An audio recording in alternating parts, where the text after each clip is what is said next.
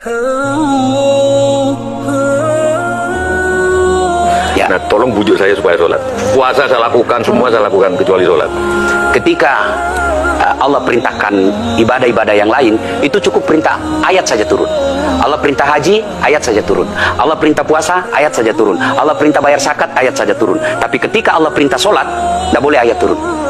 Nabi dijemput oleh dua malaikat, kemudian diajak naik ketemu dengan Allah untuk menerima perintah ini.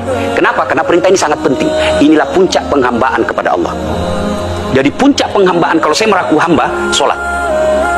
Yang paling mulia dalam tubuh kita, kepala.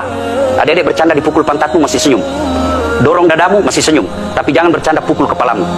Tak, kau pukul kepala saya pasti saya marah. Kenapa? Harga diri di sini. Tapi ketika kita sholat, anggota tubuh yang paling mulia, kepala, rendahkan seperti kakimu. Kita akan masuk ke next block. Ini penting. Kalau saya sudah mulai ini. Oke. Ya, karena kalau saya mau sholat, saya melihat banyak koruptor sholat. Ya, Saya melihat banyak orang sholat yang kalau saya ajak ngomong main HP, nggak punya adab. yang paling enak memang sholat tidak korupsi. Yang paling nyaman memang, paling ideal sholat jujur. Tapi wala talbisul haqqa bil batil, kata Allah. Allah tidak mencampurkan antara hak dan batil. Sholatmu beda, puasamu beda, maksiatmu beda. Itulah sehingga Allah hadirkan dua malaikat, rakit dan atid, mencatat yang baik di baik, yang salah salah. Tapi ini setan kan tidak membiarkan itu. Maka setan masuk. Nah, dia sholat tapi dia korup. Tapi Allah Maha Adil, maka ditimbanglah nanti mana yang lebih banyak, kebaikanmu atau keburukanmu. Kalau dia baik amalnya tapi tidak ada sholatnya, sia-sia. Kenapa? Passwordnya kebaikan itu, kuncinya itu adalah sholat. Ustadz, ketika naik haji, naik pesawat, pesawat itu mungkin dibikin orang yang nggak sholat. Iya, betul. Terus gimana dong? Nah, kursi itu mungkin dibikin orang yang nggak sholat. Iya, betul. Terus? Nah, bagi orang yang tidak sholat itu, Allah nanti perlihatkan amalnya. Yang ciptakan listrik ini luar biasa amalnya. Iya. Saya bisa dakwah karena ada mic. Iya. Dan mic itu dari orang non-muslim yang Iya. ciptakan. Maka Allah nanti pamerkan. Ini kau punya amal. Ini 10 miliar kau punya amal. Mana passwordnya? Mana kuncinya? Kuncinya itulah sholat. As-sholatu imanuddin, as-sholatu miftahul jannah.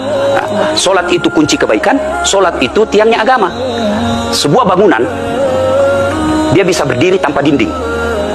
Sebuah bangunan, dia bisa kokoh tanpa atap. Tapi ketika bangunan tidak punya tiang, pasti tidak kokoh. Tiang itulah dalam agama, sholat. Dia tidak husuk, tidak ada urusan. Allah tidak hitung kamu husuk atau tidak. Kamu datang deh sujud sama saya.